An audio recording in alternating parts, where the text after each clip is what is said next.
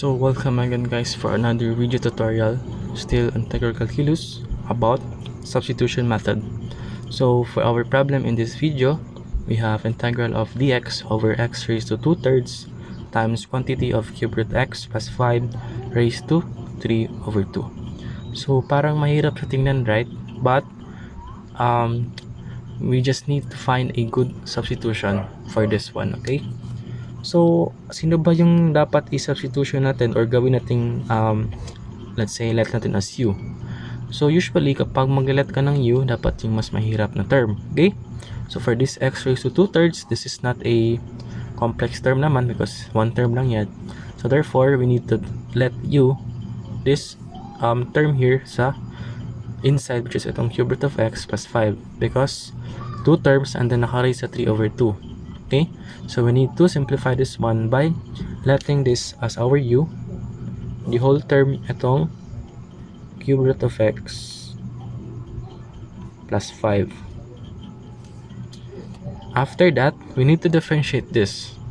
So we just focus on differentiating this cube root of x because we know that yung derivative ng constant is 0 lang, diba? So focus tayo sa cube root of x. So paano ba i-differentiate si cube root of x?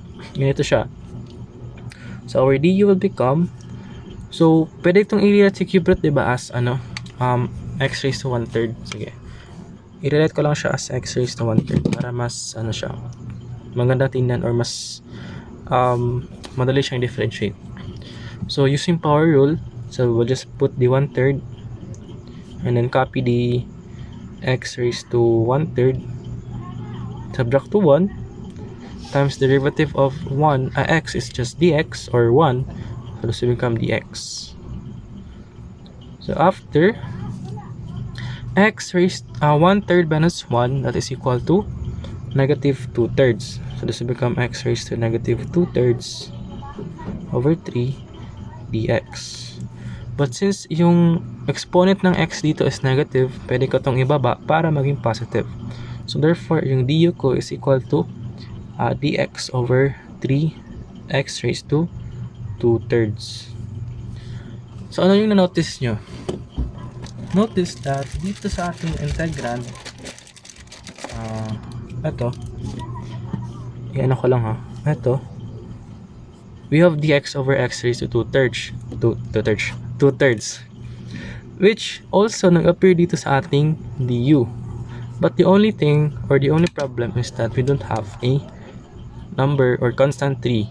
So therefore, we need to multiply both sides by 3 so that we can get our dx equal to dx over x raised to 2/3 equal to du over that's not du over 3, rather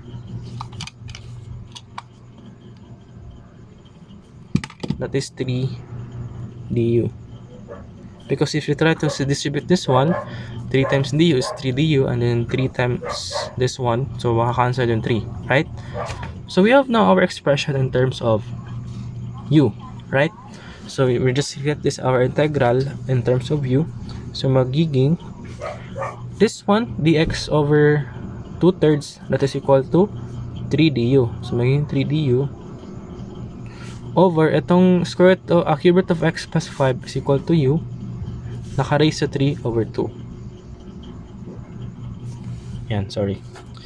After, we just need to put this one, gawin mo siyang negative exponent, and at the same time, pwede kong ilabas yung 3, tas integral of u raised to negative 3 over 2 du, right? Next, apply the power rule. So magiging 3 u raised to negative 3 over 2 plus 1 over negative 3 over 2 plus 1 plus c. Okay, because done na tayo ng integrate, or we already integrate this integral. After, simplify mo lang, negative 3 over 2 plus 1 is equal to negative 1/2.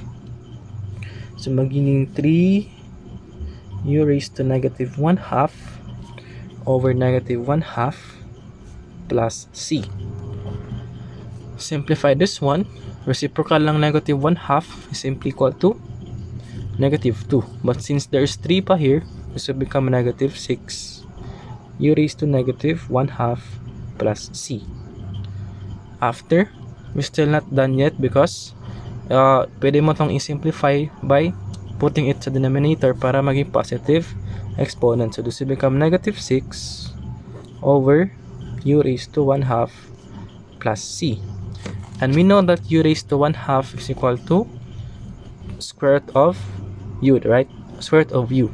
So magiging negative 6 over square root of u plus c.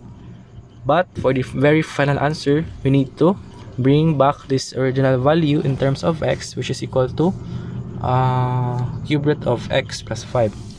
This will become negative 6 over square root of cube root of x plus 5 plus c.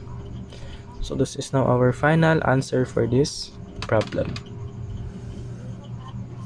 So that's all for this video. Hopefully may natutunan kayo and may nagets kayo. Don't forget to like and subscribe. That's all. Thank you.